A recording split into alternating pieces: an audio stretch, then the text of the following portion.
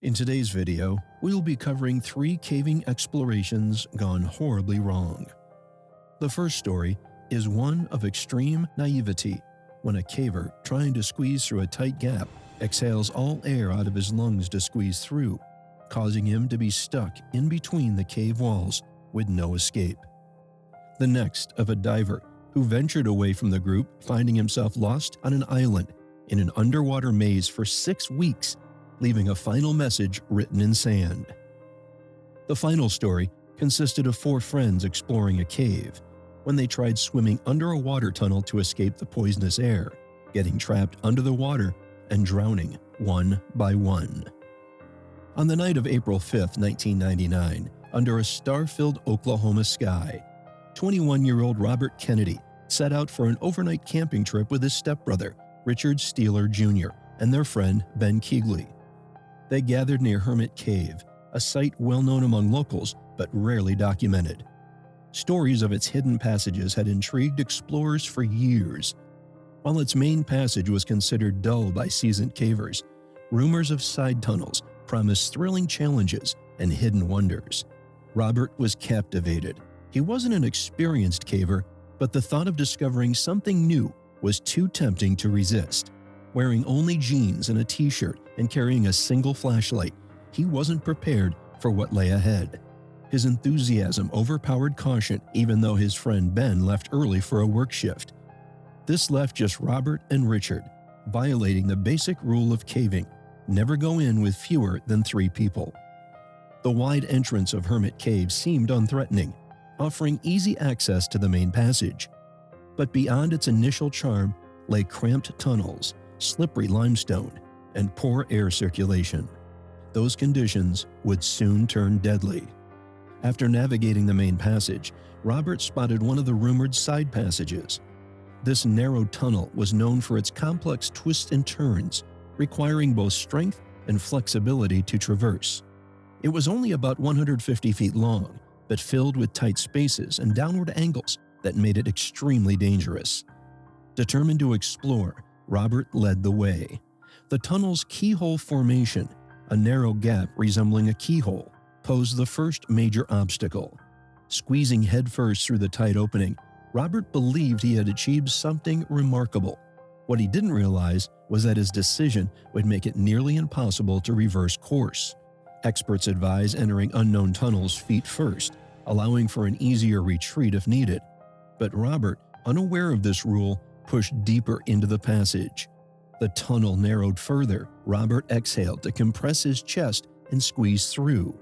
His torso became wedged in the hourglass section, pinning his arms. One arm was trapped beneath him and the other was forced back by the rock walls. Gravity pulled him downward, making every attempt to free himself even more futile. Robert called out for help, and Richard scrambled to reach him, but the narrow, twisting tunnel made it impossible for Richard to free his brother. Left with no choice, he exited the cave to get help. Within an hour, a rescue team of 10 people arrived at the cave entrance. Robert was 150 feet from the main passage, and the narrow, twisting path only allowed one rescuer to reach him at a time. The team worked tirelessly, rotating shifts to conserve energy. Using hand tools, they began widening the keyhole formation to create more space, but the rock was unforgiving, and the progress was slow. When the rescuers finally reached Robert, they found him pinned face down, his body wedged tightly in the muddy floor of the cave. His position made it impossible to offer him food or water, and his movements were limited by the tight grip of the rock walls. The team tried to pull Robert free by his feet, but the lack of leverage made this impossible. They considered using a pulley system, but the cave's limestone and gypsum formations were too soft to support the necessary equipment. Their only option was to dig around Robert's body, widening the hourglass-shaped tunnel inch by inch. As the hours dragged on, Robert's condition worsened. He grew weaker, and rescuers noticed his pulse slowing. The muddy floor beneath him added to the challenge, as it made his already precarious position even more suffocating. After hours of relentless digging, rescuers finally managed to move Robert's body.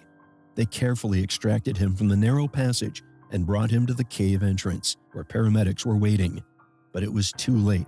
Robert had succumbed to a combination of chest compression and low oxygen levels. The tragedy of Hermit Cave left a profound impact on everyone involved. Rescuers had given everything they had, working tirelessly to save Robert, but the conditions were too severe.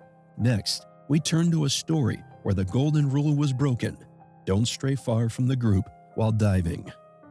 On September 29, 1984, Peter Verhussel, a 29-year-old diver, decided to explore the depths of these caves. He wasn't alone. 2 friends joined him on this adventure. Their goal was simple yet challenging: to measure the depth of Milner Hall's mysterious lake. Equipped with scuba gear and a guideline to keep them on course, they entered the water. The plan seemed straightforward, but the caves had other ideas. As the group began their descent, they followed the guideline, a thin rope designed to lead them safely in and out of the tunnels. For experienced divers, this is a lifeline, especially in places where visibility can drop to zero and tunnels branch off in every direction. But Peter couldn't resist exploring. Twice, he let go of the line to investigate side passages. Both times, his friends had to pull him back, warning him of the risks. The third time, though, things went horribly wrong. Peter released the line again, but this time he got separated from his friends. He wandered deeper into the maze of underwater tunnels where the walls closed in tighter and tighter. The cold, pitch-black water surrounded him as he realized he was lost. His oxygen tank, a ticking clock, was running low. By sheer luck, Peter found a small underwater beach at the end of a blind tunnel. He crawled out of the water onto the rocky surface. There was air to breathe, but no way out. Alone in the dark, he could only hope someone would find him. Rescue teams were called in as soon as Peter's friends surfaced and reported him missing. Police divers began searching the intricate tunnels, combing the underwater maze for any sign of him. But the Sterkfontein caves were relentless. The divers faced extreme challenges: tight spaces, disorienting passages, and the ever-present risk of running out of air themselves. The rescuers came heartbreakingly close at times. In those first frantic weeks, search teams passed within 40 yards of Peter's hiding spot. But in the total darkness and silence of the caves, neither he nor the divers could hear each other. Peter was alive, waiting on his small underground island, but he was utterly cut off. For 3 weeks, Peter held on, fighting starvation and the cold. Alone in the pitch-black cave, he must have known his chances were slim. Eventually, his strength gave out. Before he died, he scrawled a message in the sand beside him, his final words to his wife and mother: "I love you, Cheryl and Ma." It took 6 weeks before Peter's body was found. Cavers exploring a dry section of the cave discovered his remains near a sump pool, still in total darkness. By then, his body had been reduced to bones. An autopsy confirmed what everyone feared. Peter had survived 3 weeks before succumbing to starvation. The tragedy left a lasting mark on the Sterkfontein caves. Diving was permanently banned, and the exact depth of Milner's Hall Lake remains a mystery. But the dangers of caving don't end here. In our next final story, this incident takes us to the Cave of Death. Next, we travel to Utah, where a secret cave known as the Cave of Death claimed the lives of 4 friends in a tragedy that remains a haunting example of nature's unforgiving dangers. The story takes place on August 17, 2005, in Provo, Utah, near the side of Y Mountain. The cave, tucked into the foothills near the old Seven Peaks Golf Course, was infamous among locals for its hidden entrance and eerie reputation. This wasn't a tourist attraction or a guided spelunking experience. The entrance was nothing remarkable, a small, rocky opening that led to tight passages and cold, dark water. But what lay inside was deadly: narrow underwater tunnels, stagnant air, and the kind of suffocating darkness that could make even the bravest person panic. That evening, 5 friends gathered to socialize. Among them was Jennifer Galbraith, who had explored the cave before. She shared her excitement about her previous trip, even though she had once passed out and became hypothermic during the experience. Still, she convinced her friends, Blake Donner, Scott McDonald, Ariel Singer, and Joseph Ferguson, to join her on another adventure to the Cave of Death. Joseph opted out at the last minute, deciding to stay outside while the others went in. This decision, while seemingly small at the time, ultimately saved his life. At 4:30 a.m., the four friends entered the cave, armed with only a flashlight and their courage. They navigated the cramped entrance, crawling through the rocky mouth of the cave until they reached the infamous underwater tunnel. The tunnel was no bigger than a refrigerator door, just 2 feet wide and 4 feet tall. A rope, left by previous explorers, stretched through the tunnel to guide spelunkers from one chamber to another. To get through, the friends would have to hold their breath and swim 15 feet underwater to reach the next cavern. Jennifer led the way, having done this before. She disappeared into the water, following the rope through the tight passage. One by one, her friends followed. They made it through the underwater tunnel and surfaced in the second cavern, where they could stand in chest-deep water.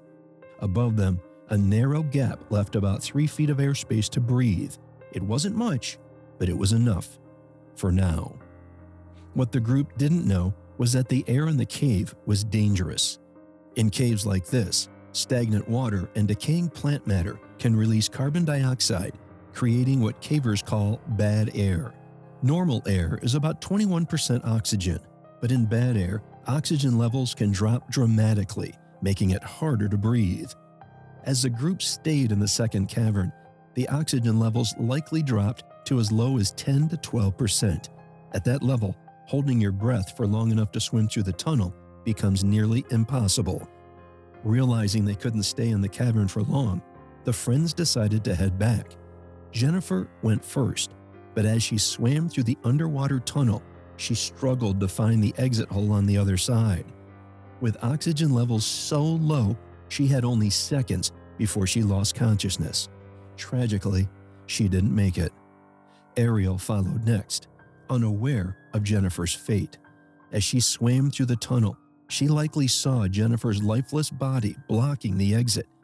In the tight, narrow space, Ariel also ran out of air and drowned. Scott and Blake were next. By the time they entered the tunnel, they would have seen their friends' bodies floating ahead. In a state of panic and with oxygen running out, they too succumbed to the deadly conditions. Meanwhile, Joseph waited outside the cave, growing more and more concerned as time passed. After an hour with no signs of his friends, he entered the cave entrance and called their names. Hearing nothing, he dialed 911 at 6:25 a.m. Rescue teams arrived quickly, but they faced immense challenges. They began pumping air into the cave to improve oxygen levels and pumped water out to lower the water line in the tunnels.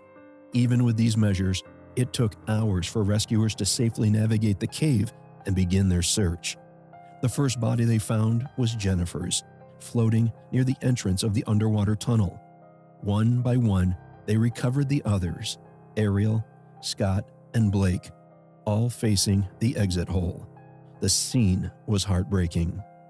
Autopsies confirmed that all four friends had drowned. The entrance hole, just large enough for one person at a time, had turned into an insurmountable barrier in their final moments. Families mourned the loss of their loved ones, and rescuers expressed their sorrow at being unable to save them in time. Soon after the incident, authorities sealed the cave with concrete to prevent further accidents. We hope you enjoyed today's video. If you did, make sure to subscribe and check out some of our other content.